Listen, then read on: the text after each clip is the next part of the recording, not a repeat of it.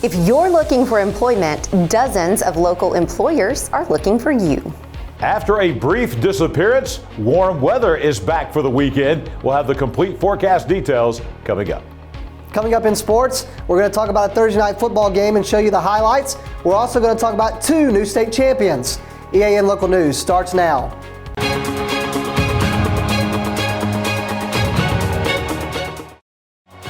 This segment of EAN Local News is brought to you by WM Grocery, located in Heflin, Wadowee, Roanoke, and in Piedmont. Hello, we're glad you could join us. I'm Katie Edwards. And I'm Mike Stedham. The annual East Alabama Works Regional Hiring Fair is coming to the Oxford Civic Center next week. Dozens of regional employers will be on hand with hundreds of open jobs that need to be filled immediately.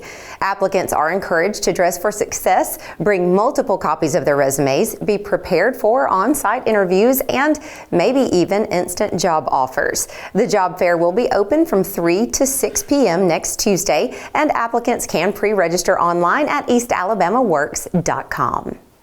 If you work at the Anniston Army Depot and use the Hewletton Gate every day, you might need to leave home a little earlier than usual for the next few days. The Calhoun County Commission has begun work on the Hewletton Gate Road resurfacing project, which is at the entrance to the county's largest single employer. Officials say the work will take about 2 weeks to complete. They do expect it will cause traffic delays during that time. Also in the Hewletton area, Norfolk Southern Railway has found a rail defect on Virginia Avenue North and has shut down the road to make repairs. Railroad officials say they believe the work will be finished sometime Saturday morning, but until then, a detour is in place. The closing schedule is tentative as dates may change due to weather or unforeseen circumstances. The detour route takes motorists from Hewletton Road to Bynum Leatherwood Road to Old Coldwater Road, bypassing Virginia Avenue North. People who live within the affected area will be allowed access as necessary. If you have questions, you can contact 419-453-3166. When we come back, a Jacksonville teacher got a good surprise this week from her students. Since 1993, WM Grocery has been a major part of our local community. WM offers the very best in fresh produce and an outstanding meat department. WM also has many local products not found anywhere else and fresh sushi every day. If you need an event catered, come see Mrs. K at any WM store. Curbside pickup is also available for your online grocery orders. Be sure to download the WM app for all the deals of the week and shopper rewards. Go check them out today at any of their locations. We take pride in our community and appreciate your business. This segment of EAN Local News is brought to you by Waldrop Manufacturing, metal buildings made right here in Calhoun County. A Jacksonville high school teacher received a statewide award this week. Teresa Shadrick's English Language Arts and Golden Eagle Media teacher was awarded the Alabama Public Television Excellence in Education Award for October. She was nominated for that award by her students. Shadricks formerly worked as a special publications editor at the Anniston Star, but she left that publication about a decade ago to pursue a second career in education. According to a timeline on her LinkedIn page, Shadrick began her work at public education in Oxford High School, spent 1 year at Mountain Brook Schools, and has since worked in Jacksonville. The Little River Canyon Center will host the 11th annual Canyon Fest Saturday between 10 a.m. and 3 p.m. The event will be held at the center at Fort Payne. It will feature music, arts and crafts, food demonstrations, and live animal programs. The Little River Canyon Center was opened in 2009 by Jacksonville State University, and it adjoins a national preserve. Jacksonville High School students are rallying for a cause. The school's Key Club is teaming with the city to provide Thanksgiving meals for families who need them. The group is asking donors to drop off turkey, ham, stuffing, cranberry sauce, sweet potatoes, green beans, and cake, or possibly pie. Donations can be delivered to the Jacksonville High School until October 13th. Those donations will be used to feed 12 to 13 families. You won't have to wait for December to show up to find holiday wares in Jacksonville. The Farmers Market of Jacksonville is hosting a holiday market Saturday between 7 a.m. and noon. The market will feature additional vendors for holiday shopping and offer locally made goods. Expect to find fresh baked goods, handmade toys, and local honey at this weekend's market. Visitors will also have the chance to sign up for Market Bucks, a giveaway for attendees. You can find out more about the local market on Facebook at Farmers Market of Jacksonville. If you're looking for something different for Sunday dinner this weekend, the City of Anniston has a suggestion. There will be a food truck festival from 11 a.m. until 6 p.m. Sunday at the Anniston City Meeting Center at 1615 Noble Street. More than a dozen trucks are expected to be in the parking lot, and the city plans to provide indoor seating and space for indoor vendors as well. There will also be pictures taken with Santa. With Thanksgiving right around the corner, the Anniston Police Department needs the public's help to ensure that everyone in the community gets a good holiday meal. People are asked to donate non-perishable items such as canned goods and dry goods to the Anniston Police Station at 174 West 13th Street before November 21st. If you have questions, you can call the police department at 256-238-1800. When we return, Anniston mourns the loss of a prominent businesswoman and arts patron. For metal buildings in Alabama and the Southeast, Waldrop Manufacturing is your one-stop source. A Waldrop metal building provides the coverage and protection your investments need.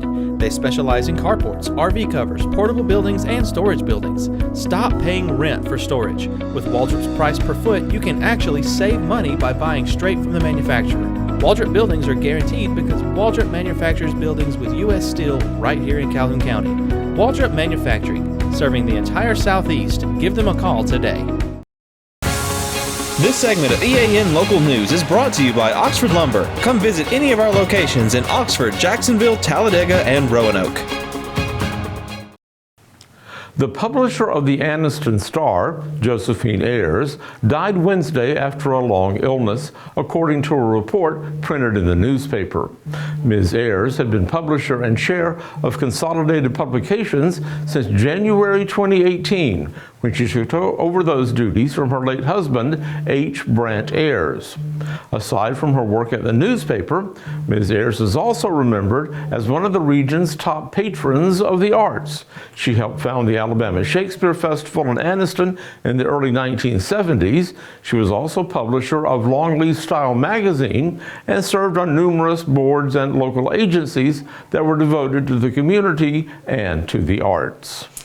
Well, Mike, we've had a lot of stories today about Thanksgiving and upcoming holidays, and it's finally starting to feel kind of like Thanksgiving. It does feel that way, probably mostly because of the temperatures, which went way down, but hey, they're on the way back up, I hear. Well, I know somebody that will know for sure. John Holder joins us now in the EAN Weather Center. John, what's happening with the weather this weekend? Mike and Katie, a fantastic weekend coming up weather-wise across East Alabama. Plenty of sunshine, no rain in the forecast, and warm temperatures. We'll have all the weekend forecast details next. For over 60 years, Oxford Lumber has been servicing our area, and our customer service has always been our main focus.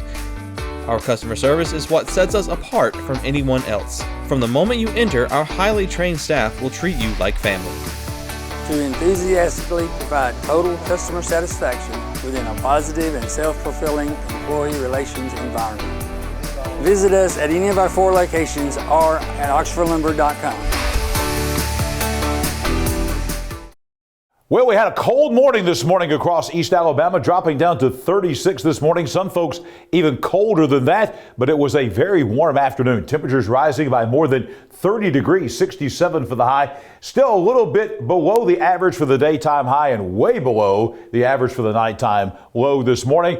Record high temperature 85, the record low temperature at 20. The sun rising on your Saturday morning at 7:05. Sun setting on your Friday night at 5:50. Weather on your street for this Friday night going to take you out to Cedar Springs Road in Cedar Springs. Cold temperatures again. It was cold out at Cedar Springs last night. I was out there. It'll be cold again. 38 for the low tonight, but not quite as cold as we have seen the last couple of mornings. Everyone should stay above freezing tonight. Coming up on your Saturday, fantastic weather. Warming trend that we're having right now, that is going to continue. Highway 78 in Oxford, if you're going out to do any kind of shopping tomorrow and Saturday at all those great businesses along Highway 78, east or west, the weather's going to be fantastic. Plenty of sunshine, up to 71. Not bad for November in Alabama. And as we look ahead to next week, even better weather is on the way. Mild temperatures return. Clinton Street, just off the square in Jacksonville. Temperatures will be well into the 70s next week. As a matter of fact, as you'll see coming up in our 7-day forecast, we're going to flirt with 80 degrees again. Here is that 7-day forecast. No chance of rain in the forecast until about Thursday of next week. Even then, a small chance the drought continues. We'll talk about that in just a moment. But look at these temperatures. Temperatures, the story this week because of the cold temperatures. Temperatures will be the story over the next several days because of the warm temperatures. 71 tomorrow, 74 on Sunday, Monday 76, 79 on Tuesday. Look at that, 80 degrees again on Wednesday. Fantastic weather coming. Maybe a small chance of a shower coming back in here by Thursday of next week. No big deal with that. Highs stay in the mid-70s, and then we do cool down in about a week back to the upper 60s. But all in all, temperatures remaining well above the average for early to mid-November here in East Alabama. We talked about the drought and the dry weather. Here is the latest drought monitor for the state of Alabama, and you see the drought expanding. 99.9% of the state in some kind of drought condition. Here in East Alabama, most of us, we're in a moderate drought. But as you can see, very close by and expanding here is the severe drought. And then we've got really terrible drought conditions going on in the Tennessee Valley and also down the Gulf Coast as well. With no rain in the last week and no rain coming in the next week, we expect this to be worse as we head into next week as the drought continues to rage on here in East Alabama. Join us back here tomorrow morning. We'll have your forecast for all of East Alabama for your Saturday. And of course, we'll be back here on Sunday and Monday mornings as well. Don't forget to fall back 2 a.m. tomorrow night. Set your clocks back 1 hour. Don't be off time as you wake up on Sunday to go to church and Sunday school. Coming up next in sports, some Thursday night football in Calhoun County. The Weaver Bearcats ending the season on a high note. Here's Namath Pitts. Thanks, John. Last night, the Weaver Bearcats and Pleasant Valley Raiders went head-to-head to close the regular season for Weaver. For Coach Ken Kofer, his Bearcats would come out on top 46-0. Let's go out to Pleasant Valley where we've got the highlights. The highlights were shot by High School Football Alabama after the game. Here's the Pleasant Valley Raiders volleyball team. You see the trophy right there. They are your Class 2A state champions. Here's Weaver's Gabe King right here with a 5-yard touchdown run. The PAT would be no good. Weaver leads 6-0. Coach Jonathan Nix talking to his Raiders in between at a timeout, trying to get them fired up. They would be on offense. Quarterback Braxton Salster right here would cut on the near side. He'd get a 28-yard run, but the ball would be fumbled right here, would roll into the end zone and be recovered by Weaver for a touchback. So now Weaver would take over the first play on offense. Keyshawn Allen, you give him the ball and let him hit the outside. He will take it 80 yards to the house. Keyshawn Allen is going to take this one. He's not going to be touched. Touchdown Weaver, Keyshawn Allen. They would go for 2 right here with a fake PAT pass. He couldn't quite catch the ball, and then he kicked it, and this one would be no good. Weaver leads 12-0. Keyshawn Allen again. We're going to talk about him a lot. Here's a 28-yard pass from quarterback Caden Gooden on the outside, and he eventually would go out of bounds. Here's Weaver's Caden Gooden right here. Watch this. Hands the ball off. All right, looks like this is nothing. He flips the ball back, a little bit of a flea flicker in a way, and Caden Gooden's going to hit the outside and end up taking this one 39 yards. And here's another great thing about this play, is he is essentially tackled, but this line does not stop moving. He would go all the way down inside the 4-yard line.